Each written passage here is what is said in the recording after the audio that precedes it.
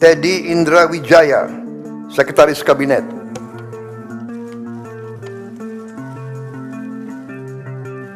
Mayor Teddy Indra Wijaya membuat kejutan dalam pengumuman Kabinet Merah Putih pemerintahan Prabowo Subianto dan Gibran Rakabuming Raka. Mayor Teddy menjadi salah satu nama yang disebutkan Presiden RI Prabowo Subianto dalam jajaran menteri yang akan mendampinginya selama periode 2024 hingga 2029. Mayor Teddy dipercaya Prabowo sebagai Sekretaris Kabinet Merah Putih. Posisi setara menteri itu lompatan besar dalam karir Mayor Teddy, sebab posisi menteri seperti diketahui setara bintang 4. Sebelumnya Mayor Teddy adalah ajudan Prabowo. Yang jadi pertanyaan, bagaimana dengan kepangkatan Mayor Teddy setelah ditunjuk jadi Seskap yang setara bintang 4, Mensesnek Prasetyo Hadi di Istana Merdeka, Minggu, 20 Oktober 2024, sedikit memberi penjelasan mengenai hal itu. Tadi sudah saya jawab tadi, ditunggu saja tanggal mainnya, kata Mensesnek Prasetyo Hadi. Kemudian ada wartawan yang bertanya, apakah Mayor Teddy tetap akan berkarier di militer atau pensiun? Prasetyo hanya menjawab singkat, belum tahu, terang dia.